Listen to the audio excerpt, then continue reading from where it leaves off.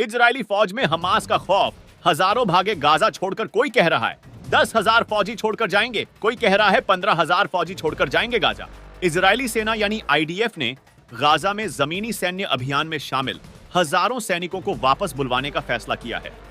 IDF ने कल यह कहा कि गाजा में जमीनी आक्रमण में भाग लेने वाले 5 लड़ाकू ब्रिगेड को वापस लिया जाएगा ताकि सैनिक आगे की लड़ाई के लिए खुद को मजबूत कर सके। एक ब्रिगेड में 5 से 7,000 फौजी होते हैं। ऑफिशियल खबर आ रही है, आईडीएफ ने यह इंडिकेशन दिया है, डिफेंस एस्टैब्लिशमेंट ने यह इंडिकेशन दिया है, रिजर्विस्ट फौज को गाजा से निकाल देना चाहिए और उन्हें उनके कामकाज में वापस भेज देना चाहिए। और गाजा के स्वास्थ्य मंत्रालय ने बताया कि पिछले 24 घंटे में जो मिडल गाजा है, मध्य गाजा है, वहां इजरायली सेना के हमलों में 150 फलस्तीनियों की मौत हो गई है और 286 घायल हुए हैं। आईडीएफ के प्रवक्ता डैनियल हगारी ने एक प्रेस कॉन्फ्रेंस में कहा कि कुछ आरक्षित सैनिक इस हफ्ते अपने परिवारों और नौकरियों में लौट आएंगे। इससे अर्थव्यवस्था को महत्वपूर्ण राहत मिलेगी। दोस्तों, आपको यह जान लेना चाहिए कि रिजर्विस्ट फौजी कौन होते हैं। छोटे देशों में जब आबादी कम होती है, इसीलिए वहां के हर सिटीजन को फौजियों की ट्रेनिंग दी जाती है। जिस तरह से वो कॉलेज से निकलते हैं, उसी तरीके से उन्हें तुरंत कोर्स में डाल दिया जाता है।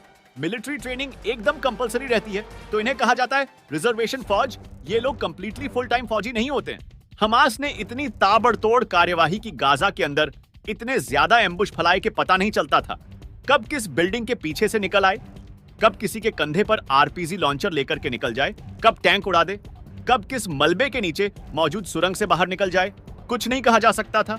हमास ने मिलिट्री ड्रोन नहीं बल्कि कमर्शियल, जो शादी ब्याह में इस्तेमाल करने वाले कमर्शियल ड्रोन के ऊपर में उन्होंने आरपीजी ग्रेनेड लटका करके जहां फौजी खड़े दिखते थे, उनके ऊपर गिराने का काम भी किया। ऐसी खतरनाक स्ट्रेटजीज का इस्तेमाल करने की वजह से काफी ज्यादा नुकसान हुआ है आईडीएफ का।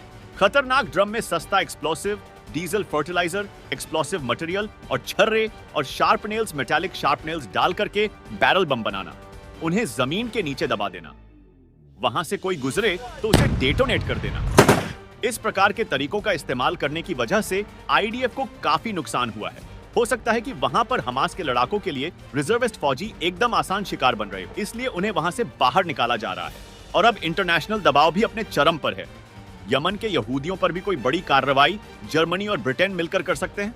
हिजबुल्लाह लगातार आक्रामक हो रहा है, लगातार वॉर पर वॉर कर रहा है। कोई दिन ऐसा नहीं बीता जब हिजबुल्लाह ने कोई मिसाइल, रॉकेट या कुछ भी फायर नहीं किया हो। यहूदी एक्टिव है और इतनी बड़ी प्रॉब्लम बन चुके हैं। दुनिया के बड़े बड़े देशों के नेशन उनके ऊपर अटैक करना चाहते हैं। लेबनान रुकने का नाम नहीं ले रहा, वहां का हिजबुल्लाह इजराइल पर, हमास ताबड़तोड़ फायरिंग कर रहे हैं। ऐसा लग रहा है कि फौजियों को रेस्ट देने के नाम पर बार बार जो वापस बुलाया जा रहा है, वही साफ करता है कि धीरे धीरे मिलिट्री एक्टिविटी को कम किया जाएगा, कमजोर किया जाएगा, ताकि सिविलियंस फिलिस्तीन के आम लोग जो है उनके कैजुअलिटी की संख्या कम हो।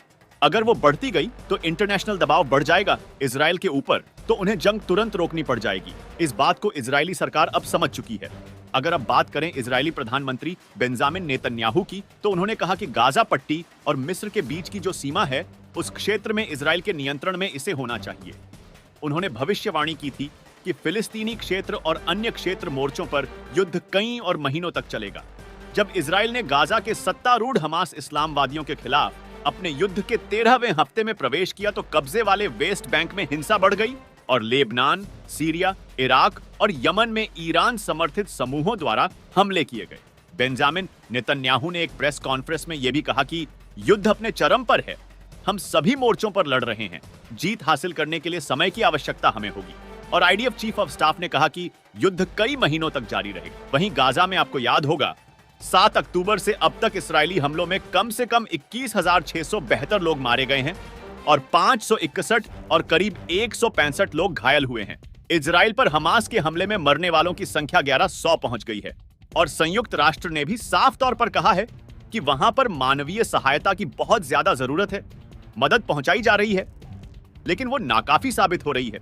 दोस्तों, इजरायली सरकार का एक तो ये क्लेम हो गया कि हमने कब्जा कर लिया, तो उनको वापस भेज रहे हैं, पर इसका दूसरा एक्सप्लेनेशन ये हो सकता है कि क्या रिजर्विस्ट फौजी उतनी स्किल्ड नहीं है? क्या हमास की लड़ाके बेहद भारी पड़ रहे थे रिजर्व्ड फौजियों के ऊपर? और ये जो डिसीजन था रिजर्विस्ट को बुला करके सीधे ग्राउंड ऑपरेशन के लिए अंदर भेज देना, क्या ये डिसीजन भारी पड़ गया? क्या ये गलत डिसीजन था? ये डिसीजन किसने लिया था? आईडीएफ चीफ ने लिया था या डिफेंस मिनिस्टर ने या नेतन्याहू ने आदेश दिए थे? क्या इस डिसीजन की वजह से रिजर्वेयर्स की जान वहां खतरे में पड़ गई थी जो फुल टाइम फौजी नहीं है?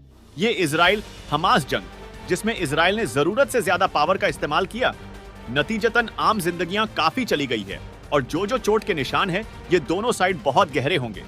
क्या आपको भी ऐसा लगता है कि नेतन्याहू ने जो जवाबी कार्रवाई की वो हमास के ऊपर करनी थी, लेजर टारगेट पर करनी थी? पूरे गाजा के ऊपर जो उन्होंने आक्रमण किया, जिस तरीके से तबाही मचाई, क्या ये कुछ ज्यादा नहीं हो गया जिसकी वजह से अब इजराइल के अस्तित्व पर भी खतरा हमेशा बना रहेगा? दोस्तों, आज के लिए फिलहाल इतना ही। इस वीडियो को लाइक करें और अपने दोस्तों से शेयर करें। चैनल पर नए हैं तो सब्सक्राइब करना मत भूलें। धन्यवाद।